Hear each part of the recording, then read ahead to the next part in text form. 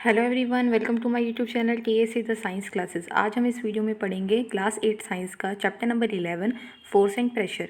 इससे पहले वाली वीडियो में हम पढ़ चुके हैं फोर्स के बारे में, इफेक्टिव फोर्सेस के बारे में, और हमने types of forces, contact and non contact forces के बारे में अच्छे से डिस्कस किया था और उनके टाइप्स के बारे में भी अच्छे से डिस्कस किया था। आज हम पढ़ेंगे प्रेशर, एटमॉस्फेरिक प्रेशर एंड इससे रिलेटेड कुछ हमारी जो एक्टिविटीज़ हैं उनको हम डिस्कस करेंगे। ये हमारा 11 चैप्टर जो है उसकी सेकंड वीडियो है। तो स्टार्ट करते हैं प्रेशर से। आपने क्लास 7th में स्टडी किया था कि जो स्ट्रॉन्ग विंड्स होती हैं ड्यूरिंग अ स्टॉर्म और a cyclone can blow away even the roof tops. मतलब कि जब साइक्लोन आता है या बहुत तेज़ आंधी तूफान आता है तो उस टाइम बहुत तेज़ हवाएं चलती हैं। तो वो इतनी तेज़ हवाएं चलती है कि जो छतें होती हैं, जो रूफ टॉप्स होते हैं, उनको भी वो अपने साथ उड़ा ले जाती हैं। ये और आपने 7th क्लास में चैप्टर में ये भी पढ़ा था कि जो विंड और साइक्लोन्स होते हैं are caused by the differences in air pressure, कि जो एयर प्रेशर में डिफरेंसेस होता है उसकी वजह से जो विंड और साइक्लोन आते हैं। कैसे, जो ये जब साइक्लोन वगैरह आता है, तूफान वगैरह होता है, जो इसमें जो हवाएं चलती हैं वो हवाएं जो होती है वो हाई प्रेशर से लो प्रेशर की तरफ करती है। मतलब हाई प्रेशर से लो प्रेशर की तरफ क्या करती है, मूव करती है। तो अब यहाँ बोल रहे हैं कि एयर के प्रेशर के डिफरेंस की वजह से ही विंड्स बहुत तेज़ी से मूव करते हैं, कि हाई प्रेशर से लो प्रेशर की तरफ जो है हवा मूव करती है। तो अब ये प्रेशर क्या होता है, हमें प्रेशर के बारे में देखना है। Is there any relation between pressure and force? क्या प्रेशर और फोर्स का रिलेशन है कोई? ये दोनों सेम थिंग है या इन दोनों में कुछ डिफरेंस है? तो वो हमें स्टडी करना है कि क्या है। चलो ठीक है। इसे पढ़ने से पहले आपने कभी ये नोटिस किया है कि अब कोई भी आप वुडन प्लैंक लेते हैं, कि वुडन प्लैंक लेते हैं, उसके अंदर एक आयरन नेल लिया, ठीक है, एक आयरन नेल, जो आयरन नेल होती है ऐसे कि उसका एक नुकीला एंड होता है, मतलब पॉइंटेड एंड होता है, और एक ब्लंट, मतलब ये जो ब्लंट जहाँ से हम हैमर से स्ट्राइक करते हैं, और इस साइड से हम वुडन प्लैंक के अंदर इसे आयरन नेल को, उसके पॉइंटेड एंड की तरफ से आयरन नेल को वुडन प्लैंक के अंदर डालते हैं, ठीक है। तो आपने कभी ये नोटिस किया है कि भी हम सिर्फ पॉइंटेड जो हैमर है, हैमर को ब्लंट साइड से ही क्यों इसमें हैमर स्ट्राइक करते हैं, हैमर को पॉइंटेड एंड की तरफ क्यों स्ट्राइक नहीं करते? मतलब कि पॉइंटेड एंड को ही वुडन प्लैंक के अंदर क्यों डाला जाता है? ब्लंट, इसके जो ये वाला हेड है इसको क्यों नहीं डाला जाता? क्योंकि इसलिए नहीं डाला जाता, आप सबको पता है कि ये प्रॉब्लम क्रिएट करता है। इधर से अगर पॉइंटेड एंड की तरफ से अगर आप ध्यान से देखें कि जो पॉइंटेड एंड होता है, देखिए आपको दिखा रखा है यहाँ पर, जो हमारा पॉइंटेड एंड होता है, देखो जो ये पॉइंटेड एंड है, इससे आसानी से ये वुडन प्लैंक के अंदर चली जाती है। और अगर हम यहाँ जो हेड है, इस हेड से अगर हम हैमर से स्ट्राइक करते हैं, किसी भी चीज़ से स्ट्राइक करते हैं, तो क्या होता है, या पॉइंटेड एंड से ये वुडन प्लैंक के अंदर बड़ी इजीली चली जाती है। लेकिन अगर हम उल्टा कर दें आयरन नेल को, मतलब कि पॉइंटेड एंड को ऊपर की तरफ कर दें और जो ये वाला हेड है उसको नीचे की तरफ कर दें, यानी पॉइंटेड एंड को अगर हम डालने की कोशिश करें वुडन प्लैंक के अंदर, तो इससे बड़ा बड़ा टफ हो जाएगा। तो इसके पीछे आपने कभी सोचा है कि इसके पीछे रीज़न क्या है? यस, इसके पीछे एक रीज़न है। क्या रीज़न है अभी बताती हूँ मैं आपको। आपने, चलो एक और एग्जांपल मैं आपको बताती हूँ। आप स्कूल में जाते हैं तो आपके जो स्कूल के बैग्स की स्ट्रैप होती हैं, जो जिससे आप टांगते हैं बैग को कंधे पर, तो वो जो स्ट्रैप होती है वो चौड़ी होती हैं। वो पतली क्यों नहीं होती रस्सी की तरह? जैसे रस्सी होती है, रोप होती है, वो पतली होती है रोप, तो रोप की तरह पतली क्यों नहीं बनाई जाती स्ट्रैप? वो वाइडर क्यों बनाई जाती है? क्या आपने कभी सोचा ऐसा कि क्यों होता है? तो यस, यहाँ पे जो इन सब के रीज़न है वो रीज़न है प्रेशर। तो सबसे पहले हम प्रेशर के बारे में पढ़ते हैं, वन बाय वन इसको अच्छे से डिस्कस करते हैं। तो पढ़ते हैं कि प्रेशर क्या होता है। सबसे पहले तो हमें प्रेशर के बारे में पता होना चाहिए, ठीक है। अब प्रेशर के बारे में पढ़ते हैं कि क्या होता है। देखो, जो प्रेशर होता है क्या होता है, प्रेशर को हिंदी में बोलते हैं दबाव डालना किसी चीज़ पर। जैसे कि कोई गद्दा होता है, गद्दे पे आप क्या करिए, अपने हाथ से थोड़ा सा दबाव डालिए, मतलब उसको प्रेशर डालिए उसके ऊपर, मतलब अपने हाथ से तुमने दबाया गद्दा, तो तुमने देखा कि जो गद्दा है वो थोड़ा नीचे की तरफ हो गया, थोड़ा नीचे की तरफ, वो थोड़ा दब गया वो नीचे की तरफ, ठीक है। इसका मतलब वो अपने हाथ से जो आपने डाला, वो आपने गद्दे को थोड़ा नीचे की तरफ दबाया, यानी दबाव डाला। अब आप ये भी कह सकते हैं ये तो फोर्स होता है, ये तो फोर्स होता है। लेकिन जो प्रेशर और फोर्स में क्या डिफरेंस है, अगर किसी भी बॉडी पे, किसी भी ऑब्जेक्ट पे, कोई जैसे कि ऑब्जेक्ट है, इसके ऊपर आपने कोई फोर्स लगाया है, ठीक है, तो अगर मैं ये बोलूँ कि ये जो फोर्स आपने लगाया है इस ऑब्जेक्ट के ऊपर, तो इस ऑब्जेक्ट के कितने एरिया पे, मान लो मैं बोल रही हूँ कि इस ऑब्जेक्ट के 1 मीटर स्क्वायर एरिया पे आपने एफ फोर्स लगाया है, तो वो जो होता है वो प्रेशर होता है, उसको दबाव डालना कहते हैं। फोर्स होता है किसी ऑब्जेक्ट को पुश करना, पुल करना, ठीक है। लेकिन जो प्रेशर होता है वो क्या होता है, the force acting on an unit area. जो फोर्स होता है वो क्या होता है, जो प्रेशर होता है क्या होता है, sorry, the force acting on a unit area of a surface, किसी भी सरफेस, किसी भी ऑब्जेक्ट के सरफेस के यूनिट एरिया पर, मतलब कि 1 मीटर स्क्वायर एरिया पे आपने कितना फोर्स अप्लाई किया है उसको प्रेशर कहते हैं। प्रेशर का जो फॉर्मूला है, this is the formula of pressure. Pressure equals to force per unit area. यानी कि ये ऑब्जेक्ट है, इसका एरिया मान लो ए है, इस ऑब्जेक्ट का एरिया, और आपने इस ऑब्जेक्ट के ऊपर एक फोर्स एफ अप्लाई किया है, तो इस ऑब्जेक्ट के ऊपर जो दबाव डला है, जो प्रेशर डला है, वो कितना कितना होगा। तो प्रेशर का फॉर्मूला है, pressure is represented by capital P और sometimes represented by small b, which is equals to capital F, that is force, divided by A is the area of the surface. तो pressure का formula हो गया हमारे पास P equals to F by A। अब जिस तरीके से फोर्स की यूनिट होती है न्यूटन, एरिया की यूनिट होती है मीटर स्क्वायर के एरिया को मीटर स्क्वायर या सेंटीमीटर स्क्वायर में मेज़र करते हैं, उसी तरीके से डिस्टेंस को आप मेज़र करते हैं मीटर में, सेंटीमीटर में, मिलीमीटर में, उसी तरीके से जो प्रेशर होता है उसको आप मेज़र करते हैं pascal. Pascal PASCAL, pascal is a unit of pressure. अब इसकी यूनिट पास्कल कैसे आई मैं आपको बताती हूँ कि जो हमारे पास एक साइंटिस्ट था ब्लेज़ल पास्कल, उन्होंने प्रेशर के बारे में बहुत कुछ बताया, बहुत सारे अपना एक पास्कल लॉ दिया, कुछ एक्सपेरिमेंट्स किए प्रेशर के ऊपर, उन्होंने काफ़ी कुछ बताया प्रेशर के बारे में। तो उनको ऑनर देने के लिए क्या किया, प्रेशर जो है उसकी यूनिट उनके ऑनर देने के लिए उनके नाम से रख दी गई पास्कल, ठीक है। उसके अलावा हमारे पास प्रेशर की कुछ अदर्स यूनिट होती है, बार होती है, टोर होती है, ठीक है। तो ये हमारे पास अदर यूनिट होती है, बेसिक वैसे हम पास्कल यूनिट कहते हैं जो ऐसा यूनिट है प्रेशर की, ओके। तो ये हमारा प्रेशर के बारे में था। अभी मैंने थोड़ी देर पहले आपसे कुछ क्वेश्चंस पूछे थे कि भी आपने कभी सोचा है कि जो आयरन नेल होता है उसके पॉइंटेड एंड को ही हम वुडन प्लैंक के अंदर क्यों डालते हैं, ठीक है, हेड को क्यों नहीं डालते। या फिर दूसरा कि जो हमारी बैग होते हैं स्कूल बैग, उसकी जो स्ट्रैप होती है वो चौड़ी क्यों होती है, पतली क्यों नहीं होती रस्सी की तरह। जो हमारा नाइफ होता है शार्प साइड से इजीली वेजिटेबल्स कट हो जाती हैं, लेकिन ब्लंट साइड जो होती है उसकी, उससे इजीली जो वेजिटेबल है कट नहीं हो सकती। तो ये जो सभी के आंसर है, इसके पीछे एक रीज़न है, वो रीज़न है प्रेशर का। तो क्या रीज़न है, ध्यान से सुनिए, आप ध्यान से देखिए। आपको पता है कि प्रेशर का फॉर्मूला मैंने बताया है फोर्स पर यूनिट एरिया, ठीक है। यहाँ से अगर मैं एक स्मॉल, मतलब एक फोर्स मैंने कांस्टेंट कर दिया कि आप इक्वल फोर्स लगा रहे हैं हर एक ऑब्जेक्ट के ऊपर, तो जो प्रेशर है वो किसके इन्वर्सली प्रोपोर्शनल हो गया, एरिया के इन्वर्सली प्रोपोर्शनल हो गया। यानी P इज़ ये प्रोपोर्शनैलिटी का साइन होता है जो बीच में मैंने डाला है, ये एरिया के इन्वर्सली प्रोपोर्शनल है। इसका मतलब है कि ये दोनों एक दूसरे के अपोजिट है।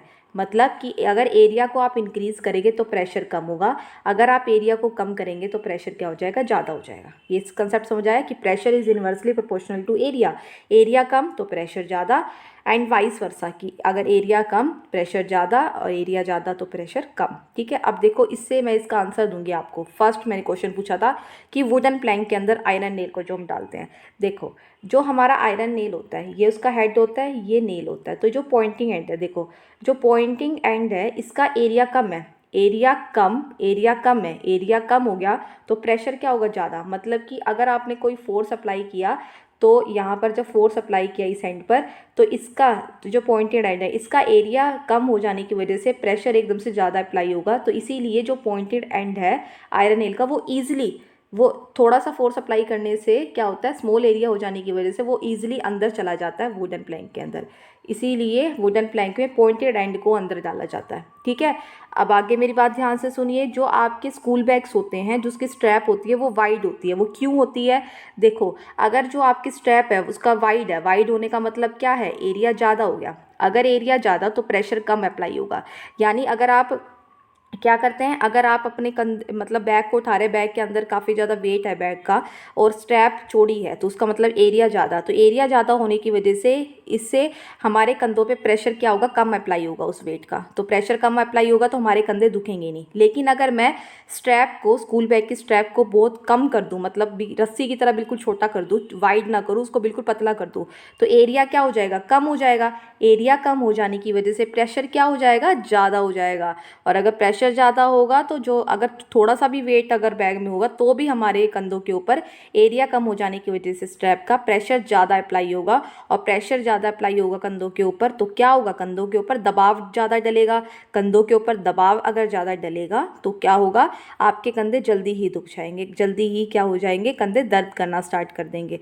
तो इसीलिए जो आपके स्कूल बैग होते हैं उनका जो स्ट्रैप होता है वो क्या होता है, वाइड होता है। अब आपको नाइफ़ के बारे में बहुत अच्छे से पता लग चुका होगा कि नाइफ़ का जो शार्प एज होता है, शार्प एज का एरिया बहुत कम होता है। एरिया कम हो जाने की वजह से वहाँ प्रेशर ज़्यादा अप्लाई होता है। तो हम फोर्स अप्लाई करते हैं, एरिया कम हो जाने की वजह से प्रेशर ज़्यादा अप्लाई होता है, और प्रेशर अगर ज़्यादा अप्लाई होगा तो ईजिली वेजिटेबल कट हो जाती है।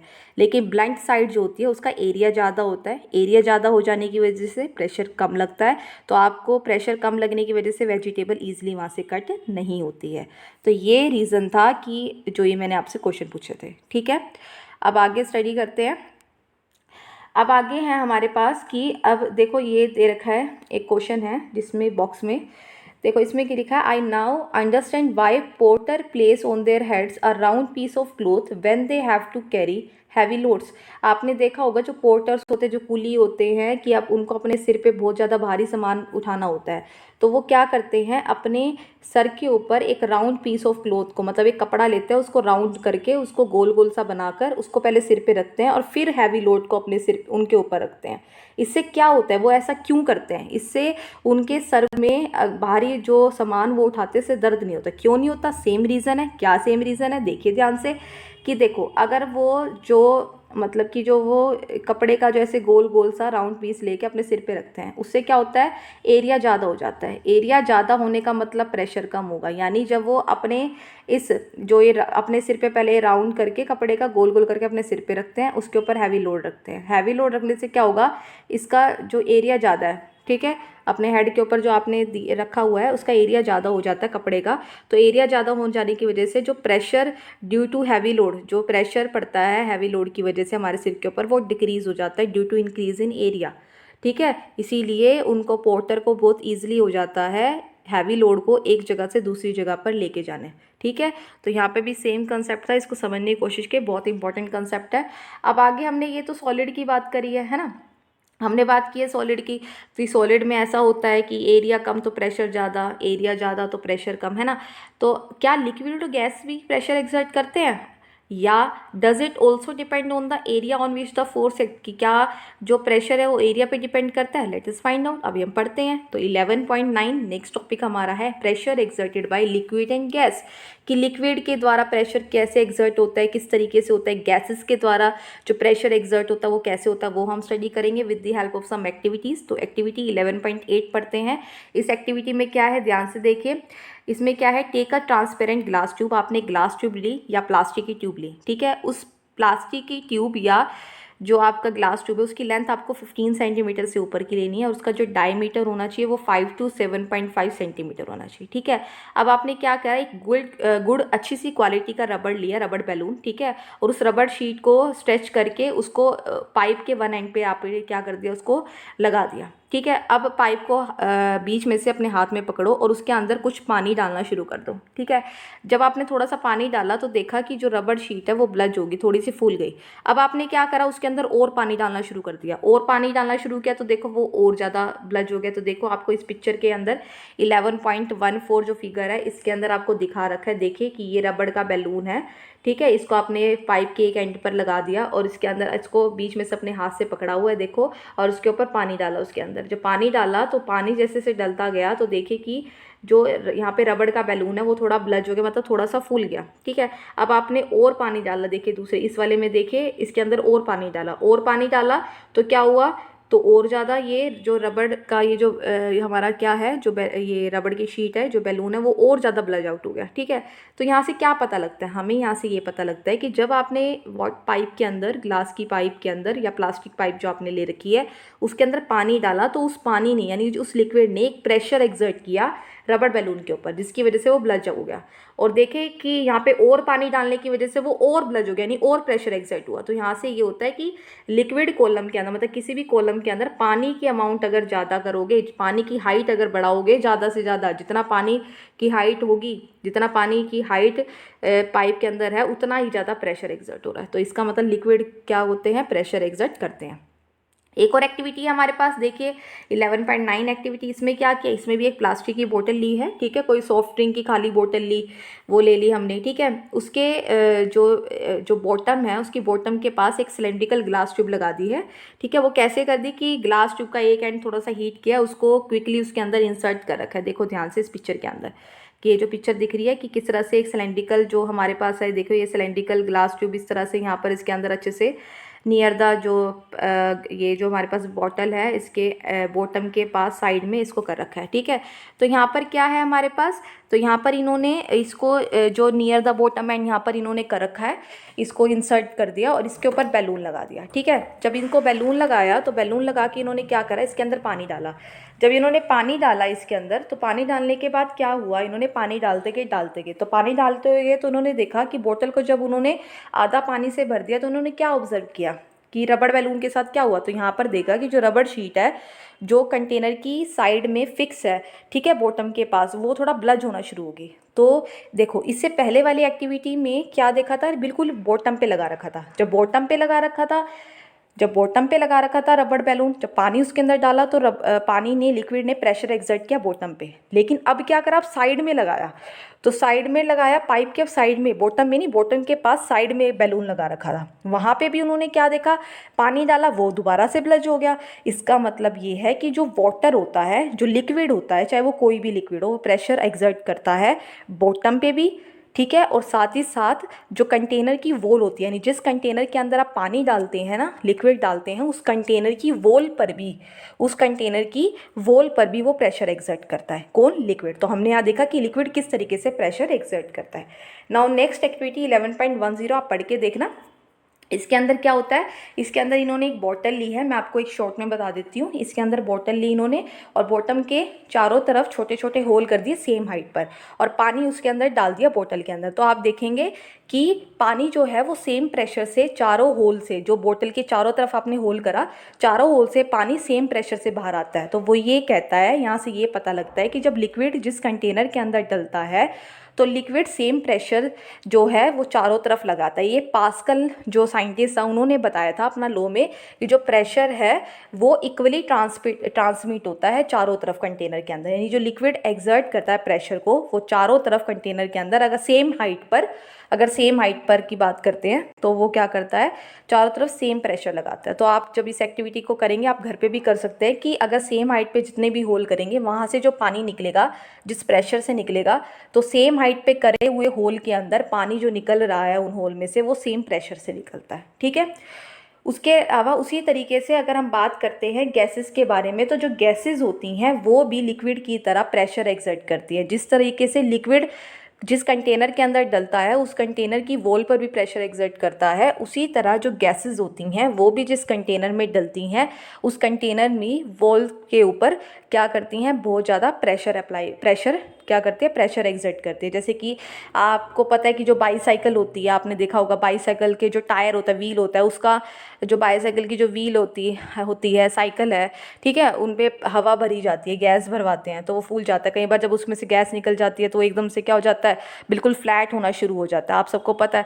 तो उसका मतलब ये भी एक एग्जाम्पल ही है कि जो गैस होती है जिस भी कंटेनर के अंदर आप डाल रहे हैं, ठीक है, उसको में क्या करते हैं, प्रेशर एक्सर्ट करते हैं। बैलून के अंदर गैस भरता है तो देखो ब्लज हो जाता है एकदम से, ठीक है। तो इस तरीके से हमने देखा कि सॉलिड, जिस तरह से सॉलिड के ऊपर प्रेशर लगता है, उसी तरह से जो लिक्विड है और गैस है वो भी प्रेशर को एक्सर्ट करती हैं। नेक्स्ट हमारे पास है atmospheric pressure. It is very important topic. देखिए एटमॉस्फेरिक प्रेशर के नाम से पता लग रहा है, एटमॉस्फेयर, जो हमारा एटमॉस्फेयर होता है, एटमॉस्फेयर एक हमारे अर्थ के लिए ब्लैंकेट का काम करता है, वो टेम्परेचर को मेंटेन करके रखता है हमारे अर्थ पे, ठीक है। तो जो हमारी एटमॉस्फेयर के अंदर काफ़ी ज़्यादा मिक्सचर ऑफ एयर्स प्रेजेंट है, ठीक है। तो जो एयर है वो भी प्रेशर एक्सर्ट करती है हमारे ऊपर।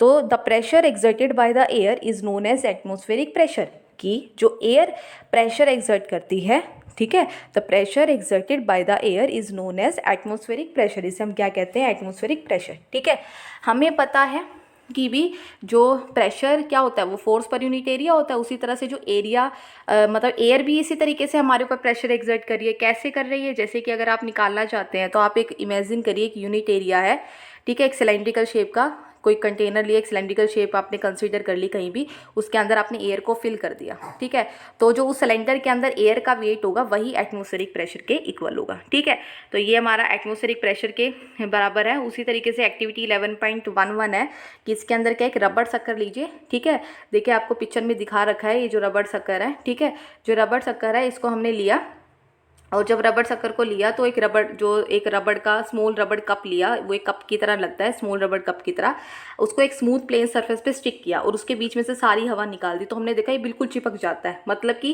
जो ये रबड़ शक्कर है वो बिल्कुल सरफेस के साथ चिपक गया, स्टिक हो गया, क्योंकि इसके जो सरफेस और एयर शक्कर के बीच में, जो ये रबड़ शक्कर थी सॉरी, उनके बीच में जो एयर है वो बिल्कुल निकल चुकी है। यानी जो बाहर से एयर का प्रेशर है वो बहुत ज़्यादा लग रहा है, क्योंकि अंदर से तो एयर का प्रेशर है ही नहीं, क्योंकि अंदर तो एयर है ही नहीं, क्योंकि रबड़ शक्कर जो है वो बिल्कुल प्लेन सरफेस के साथ स्टिक हो चुका है। तो अंदर एयर खत्म हो चुकी है, अंदर से एयर बाहर सारी निकल चुकी है।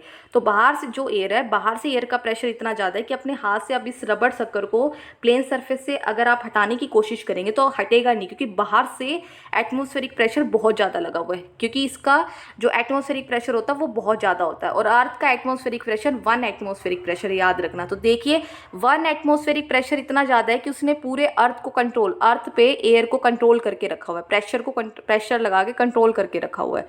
तो यही हमारा एटमॉस्फेरिक प्रेशर है। तो यहाँ से क्वेश्चन अराइज होता है कि अगर हमारे सिर के ऊपर, यानी हमारे ऊपर एयर का इतना ज़्यादा प्रेशर है, अगर हमारे ऊपर एयर का इतना ज़्यादा प्रेशर है तो हमारा सर जो है हम क्रश क्यों नहीं हो जाते बाहर से? वो इसीलिए ऐसा होता है कि हमें उसका इतना इफेक्ट क्यों नहीं पड़ा एटमॉस्फेरिक प्रेशर का, क्योंकि हमारी जो बॉडी है उसके अंदर क्या होते हैं, उसके अंदर जो ब्लड है, हमारी बॉडी के अंदर जो हमारी नर्व्स होती हैं, जो वीन्स होती हैं, आर्टरीज होती हैं, उनके अंदर जो ब्लड वेसल्स होती है, सिंपली मैं कहूँगी ब्लड वेसल्स होती है, जिनके अंदर ब्लड क्या होता है, फ्लो करता है। तो उनके अंदर ब्लड की वजह से एक प्रेशर है, अंदर से भी हमारी बॉडी के अंदर क्या होता है, प्रेशर होता है, ब्लड प्रेशर। ठीक है, अंदर भी प्रेशर है, अंदर हमारी बॉडी से भी, हमारी बॉडी के अंदर से भी प्रेशर अप्लाई हो रहा है और बाहर से भी। तो जो बॉडी के अंदर प्रेशर है और जो बाहर एटमॉस्फेरिक प्रेशर है, इन दोनों ने एक दूसरे को क्या कर रखा है, बैलेंस कर रखा है। इसीलिए हम क्रश नहीं होते ड्यू टू एटमॉस्फेरिक प्रेशर। अब मैं आपको एक एग्जांपल देती हूँ। जो ये एटमॉस्फेरिक प्रेशर है, धीरे धीरे जैसे जैसे अगर हम हाइट पे जाते हैं तो एटमॉस्फेरिक प्रेशर, जैसे जैसे हम हाइट पर जाते हैं, हाइट मतलब पहाड़ों पे जाते हैं, जैसे शिमला हो गया, लद्दाख हो गया, और हाइट पर अगर हम जाते हैं जैसे माउंट एवरेस्ट हो गया, तो हाइट पर जाते जाते एटमॉस्फेरिक प्रेशर डिक्रीज हो जाता है। एटमॉस्फेरिक प्रेशर डिक्रीज हो जाता है तो इसका मतलब क्या होगा, अगर हम ऊपर जाते हैं, कई बार आपने सुना होगा कि कई जो लोग होते हैं उनके नाक में से खून आने शुरू हो जाता है जब वो एकदम से पहाड़ की तरफ, जैसे कि हम प्लेन सरफेस पे रहते हैं, अगर हम पहाड़ों की तरफ जाएंगे तो वो एकदम से जब नया नया पहाड़ों की तरफ जाता है, तो कई बार वैष्णो देवी की चढ़ाई करते हैं या पहाड़ों पर जाता है तो उनके नाक में से कई बार खून निकलता है। वो क्यों निकलता है? क्योंकि हाइट के साथ साथ एटमॉस्फेरिक प्रेशर क्या हो जाता है, कम हो जाता है। तो बाहर का प्रेशर कम और अंदर ब्लड प्रेशर तो उतना ही रहता है, तो अंदर से प्रेशर ज़्यादा, तो वो बैलेंस नहीं हो पाते एकदम से, और हमारी जो वीन्स है वो ब्रस्ट हो जाती हैं, जो ब्लड वेसल है वो ब्रस्ट हो जाती है, ब्रस्ट होकर ब्लड क्या हो जाता है, बाहर आ जाता है। तो कई बार ये भी बोला जाता है कि एरोप्लेन के अंदर, जब एरोप्लेन में जाते हैं तो फाउंटेन पेन नहीं लेके जाते हैं, वहाँ पर वो अलाउड नहीं होते। वो इसीलिए होते हैं कि फाउंटेन पेन के अंदर जो रिफ़िल होता है उसमें जो रिफ़िल मतलब जो उसके अंदर इंक होती है वो ब्रस्ट होके निकल जाती है, क्योंकि एटमॉस्फेरिक प्रेशर बाहर, मतलब जो ऊपर एटमॉस्फेरिक प्रेशर कम हो जाता है, एटमॉस्फेरिक प्रेशर कम हो जाने की वजह से अंदर का प्रेशर ज़्यादा हो जाता है, तो वो एकदम से प्रेशर इतना ज़्यादा हो जाता है कि वो ब्रस्ट हो जाती है और इंक बाहर निकल आती है। ठीक है, तो मैं बस ये कहना चाहती हूँ कि जैसे जैसे हाइट पे जाते हैं, प्रेशर जो एटमॉस्फेरिक प्रेशर है वो डिक्रीज हो जाता है। एटमॉस्फेरिक प्रेशर डिक्रीज हो जाने की वजह से वो प्रेशर बैलेंस नहीं कर पाता हमारी बॉडी के साथ, तो इसीलिए हमारी ब्लड वेसल्स जो होती है वो ब्रस्ट होके खून निकलना स्टार्ट हो जाता है। तो ये प्रॉब्लम्स कई बार फेस की जाती है, लेकिन जैसे जैसे वो हाइट पे पहुंचा तो थोड़ी देर बाद वो फिर अपने आप बैलेंस हो जाता है एटमॉस्फेरिक प्रेशर के साथ। हमारा जो ब्लड प्रेशर है वो आराम से बैलेंस हो जाता है। पर कई बार एकदम से अचानक जब जाते हैं तो एक बार स्टार्टिंग में कुछ प्रॉब्लम आती है, सांस लेने में दिक्कत हो जाती है, चक्कर आना शुरू हो जाता है, या कई बार नाक में से, नोज़ में से ब्लीडिंग होनी शुरू हो जाती है, नोज़ ब्लीडिंग शुरू होती है, ठीक है। तो ये बहुत कई बार होता है कि नोज़ ब्लीडिंग, जो माउंटेनर्स होते हैं, जो माउंटेन्स पे चढ़ते हैं लोग, उनके साथ कई बार ये प्रॉब्लम होती है कि उनकी नोज़ में से ब्लीडिंग आ जाती है। और इसका रीज़न यही है कि हाइट के साथ साथ एटमॉस्फेरिक प्रेशर कम होता है, और एटमॉस्फेरिक प्रेशर कम हो जाने की वजह से अंदर का प्रेशर ज़्यादा हो जाता है, तो ये हावी हो जाता है अंदर का ब्लड प्रेशर, जिससे वेसल ब्रस्ट हो जाती है और खून निकलने शुरू हो जाता है। ओके, तो ये था एटमॉस्फेरिक प्रेशर के बारे में थोड़ा सा। तो आज अब ये चैप्टर कंप्लीट हो चुका है। आई होप आपको प्रेशर, उसकी एक्टिविटीज़, उसका फॉर्मूला, उसके कुछ रीजनिंग क्वेश्चंस जो मैंने अभी कराए, एटमॉस्फेरिक प्रेशर के बारे में आपको बताया, आपको बिल्कुल क्लियर हो गया हो। एक बार आप खुद से भी रीड करना, और अगर आपको कोई भी प्रॉब्लम आती है तो आप कमेंट बॉक्स पे कमेंट करके मुझसे पूछ सकते हैं। मैं आपको हर क्वेश्चन का आंसर दूंगी अगर आप मुझसे पूछेंगे तो। और आई होप आपको बिल्कुल अच्छे से समझ आ गया होगा। Thank you.